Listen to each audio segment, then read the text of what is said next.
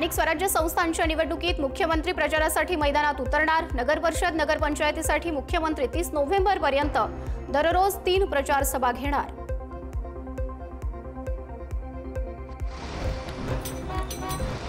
नांदेडमध्ये भाजपनं एकाच घरातील 6 जणांना दिली उमेदवारी। लोह्याच्या नगरपालिका निवडणुकीत घराणेशाही सुरू असल्याचा आरोप। नगराध्यक्षपदासाठी भाजपकडून गजानन सूर्यवंशींना उमेदवारी जाहीर।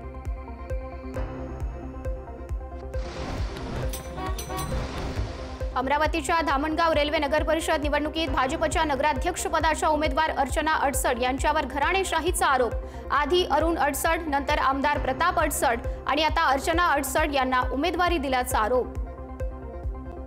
राजकारण असो अरुण भाऊच्या वेळेपासून प्रतापदादाच्या वेळेपासून राजकारणाचे धुरा आपल्या खांद्यावर घेऊन चालत आहे आणि एक सक्षम राजकारणी सक्षम समाजकारणी असल्यामुळे आणि जनतेच्या मनातलं उमेदवार आणि कार्यकर्त्याच्या मनातून आलेला उमेदवार आहे, त्यामुळे कुठे आपला घराण्याशाही आपण याला म्हणू शकत नाही। जेव्हा अक्काने स्पष्ट नकार दिल्यानंतर आमच्याही डोळ्यातून पाणी आलं की अक्कासारख्या जुझारू नेता ज्या अरुण भाऊचे सावली म्हणून ज्यांना ओळखला जातं त्या नाही म्हणते आता आपल्याला इलाज नाही आहे। पण शेवटी भगवंतानं माझं ऐकलं, वरूनच पक्षाचा आदेश आला आणि पक्षाच्या आदेशाला त्यांनी हो म्हटलं किंवा अक्काची मनस्थिती नव्हतीच।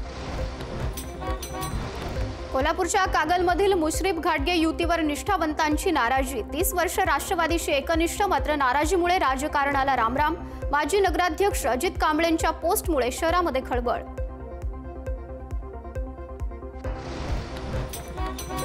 जालन्याच्या अंबड नगर परिषदेत भाजपा आमदार नारायण कुचेंच्या पुतण्याला भाजपाकडून नगरसेवक पदासाठी उमेदवारी। उज्ज्वल कुचे अंबडच्या माजी नगराध्यक्षा संगीता कुचे यांचे चिरंजीव। देवळी नगरपालिकेत माजी खासदार रामदास तडस यांची प्रतिष्ठा पणाला। भाजपनं पत्नीलाच नगराध्यक्षपदाची उमेदवारी दिल्यानं टीकेची झोड। देवळी नगरपालिकेवर 40 वर्षांपासून तडस गटाची एकहाती सत्ता।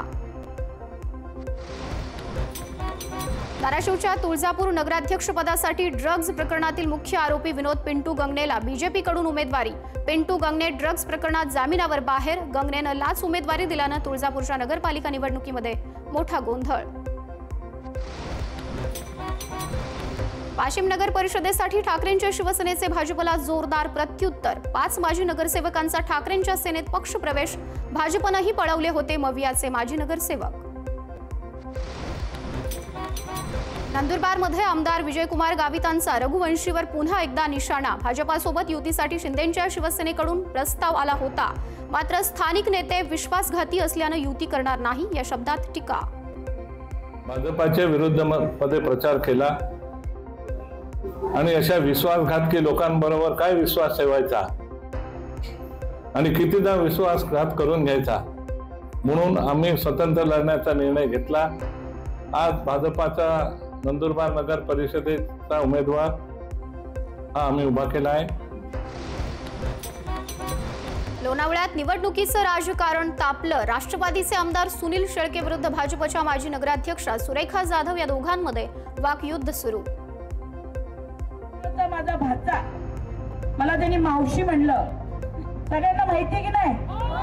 माहिती की नाही?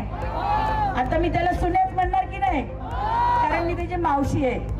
त्याच्यामुळे तळेगावचा तो सुन्या या ठिकाणी येऊन जी भाषण केलं, मला वाटतं लोणावळेकरांना भावलं का ते।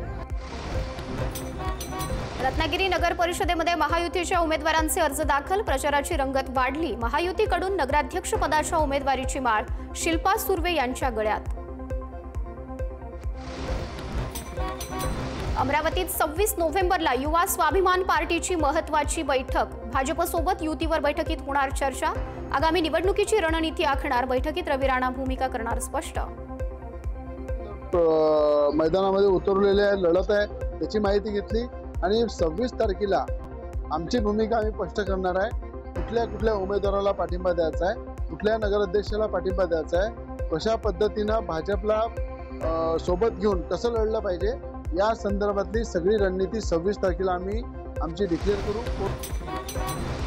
बीड नगरपालिका निवडणुकीच्या अनुषंगानं आरपीआय, वंचित बहुजन आघाडी आणि डीपीआय या पक्ष संघटनांची अजित पवारांच्या राष्ट्रवादी विरोधात भूमिका। आरपीआयचे प्रदेशाध्यक्ष पप्पू कागदे यांच्या पत्नीला उमेदवारीसाठी डावलल्यानं भूमिका।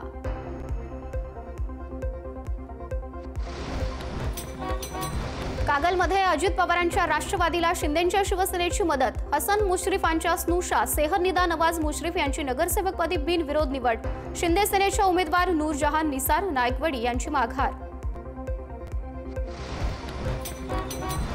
साताऱ्याच्या मलकापूर नगरपालिकेत भाजपचे 5 नगरसेवक बिनविरोध विजयी. भाजपचे सातारा जिल्हाध्यक्ष आमदार डॉक्टर अतुल बाबा यांचा विरोधकांना धक्का. अजित पवार गटासह मनसे आणि शिवसेना ठाकरे गटाकडून भाजपच्या विरोधात एकत्रित पॅनेल. पुण्याच्या तळेगाव दाभाडे नगरपरिषदेत भाजपचे 3 तर अजित पवारांच्या राष्ट्रवादीचा 1 नगरसेवक बिनविरोध. नगरपरिषदेत भाजप आणि राष्ट्रवादीची महायुती. बुलढाण्याच्या मलकापूर नगर परिषदेमध्ये नगरसेवकासाठी अनुसूचित जाती प्रवर्गातून राखीव असलेल्या प्रभागात 2 अर्जांपैकी 1 अर्ज बाद. त्यामुळे अपक्ष उमेदवार अशांत वानखेडेंची बिनविरोध निवड.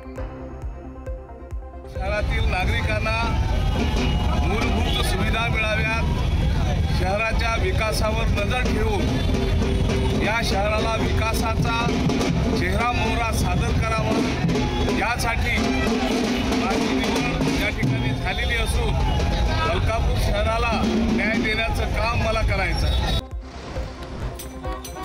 पंढरपूरमध्ये तीर्थक्षेत्र विकास आघाडीकडून दिवंगत आमदार भारत भालके यांच्या सून प्रणिती भालकेंची घरोघरी जाऊन प्रचाराला सुरुवात. मला कोणाचं आव्हान वाटत नाही, प्रणिती भालकेंचं वक्तव्य. तरी सांगितलेलं आहे की पंढरपूरमध्ये बेसिक गोष्टी सुद्धा आपल्याला व्यवस्थित मिळत नाहीत. सर्वच स्तरावर शहराची बकालाशी अवस्था झालेली आहे आणि ती अवस्था बदलण्यासाठी मला ग्राउंडमधून काम करायचं आहे. नंदुरबार नगरपालिकेसाठी भाजपकडून नगराध्यक्ष पदाचे उमेदवार अविनाश माळी यांच्या प्रचाराला सुरुवात. जनतेला झालेला त्रास आणि येणाऱ्या काळात होणारा विकास या मुद्द्यांवर निवडणूक लढणार, अविनाश माळींचं वक्तव्य. इंदापुरात नगर परिषदेच्या निवडणुकीत नगराध्यक्ष पदासह नगरसेवकांच्या जागांकरिता ठाकरेंच्या शिवसेनेकडून स्वतंत्र उमेदवारी. शहरातून पदयात्रा काढत केला प्रचाराचा शुभारंभ. सोलापुरातील अनगर नगरपंचायतीच्या नगराध्यक्ष पदाच्या उमेदवार उज्ज्वला थिटेंचा अर्ज बाद झाल्यानंतर विक्रांत पाटलांचा जल्लोष. अनगरकरांचा नाद करायचा नाही, विक्रांत पाटलांचं अजित पवारांना ओपन चॅलेंज.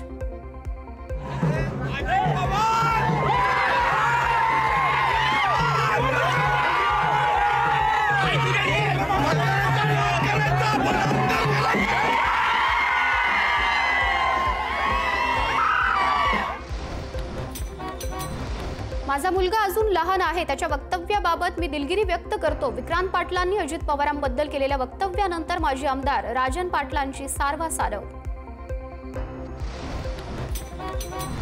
अमरावतीत रात्री उशिरापर्यंत चालली उमेदवारी अर्जाची छाननी. नगराध्यक्ष पदाचे 19 तर नगरसेवक पदाचे 295 उमेदवारी अर्ज छाननीत ठरले अवैध.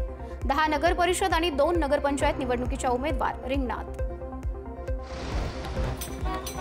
वर्धा नगर परिषदेत नामनिर्देशन पत्रांच्या छाननीत एकूण 16 अर्ज बाद. अध्यक्षपदाच्या छाननीत 1 तर सदस्य पदाच्या अर्ज छाननीत 15 नामांकन अर्ज बाद. गोंदिया नगर परिषदेत नगराध्यक्ष पदासाठी 16 अर्ज दाखल तर नगरसेवक पदासाठी 407 अर्ज. छाननीनंतर 195 अर्ज ठरले बाद. त्यामुळे नगराध्यक्ष पदासाठी 6 तर नगरसेवक पदासाठी 284 उमेदवार आता रिंगणात. खोपोली नगर परिषद निवडणुकीत छाननी दरम्यान नगराध्यक्ष पदाच्या 2 प्रमुख उमेदवारांवर हरकती. खोपोलीत खळबळ. रात्री 11:30 वाजता निर्णय. दोन्ही उमेदवारांना तात्पुरता दिलासा. माझ्या प्रतिस्पर्धी उमेदवार म्हणून आपले सुनील गुटेराम पाटील माजी नगराध्यक्ष, कुलदीप रामदास शेंडे माजी नगराध्यक्ष यांच्यावर हरकत घेण्याचं कारण एकच आहे की खोपोली नगरपालिकेच्या ठरावाच्या अनुषंगाने खोपोली नगरपालिकेचे जे आर्थिक नुकसान झालेलं आहे त्या नुकसानीबाबत मी आक्षेप नोंदवून मी हरकत नोंदवलेली आहे. जालना जिल्ह्यातील भोकरदन, परतूर आणि अंबड नगरपालिका निवडणुकीसाठी अर्जांची छाननी पूर्ण. छाननीत एकूण 3 नगराध्यक्ष पदाचे आणि 67 नगरसेवक पदाचे अर्ज बाद. यवतमाळच्या माजी मुख्याधिकारी माधुरी मडावींचा अर्ज बाद. काँग्रेसला मोठा धक्का. नगर परिषदेमध्ये उमेदवारांनी नामांकन अर्ज केल्यानंतर काल झाली अर्जांची छाननी. जालना जिल्ह्यात नगराध्यक्ष पदाचे 3 तर नगरसेवक पदाचे 67 अर्ज बाद. जिल्ह्यातील भोकरदन, परतूर आणि अंबड नगरपालिका निवडणुकीसाठी दाखल नामनिर्देशन पत्रांची छाननी पूर्ण.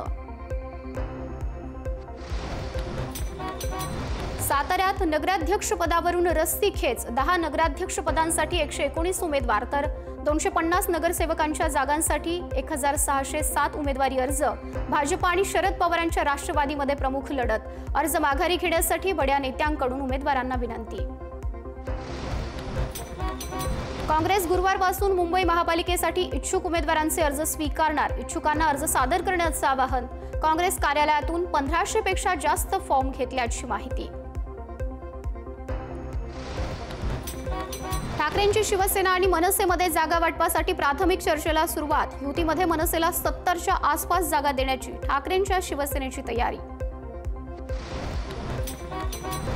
काँग्रेसच्या शिष्टमंडळानं घेतली शरद पवारांची भेट. मुंबई पालिकेसाठी काँग्रेसचा राष्ट्रवादीला प्रस्ताव. काँग्रेसची राष्ट्रवादीसोबत नैसर्गिक युती.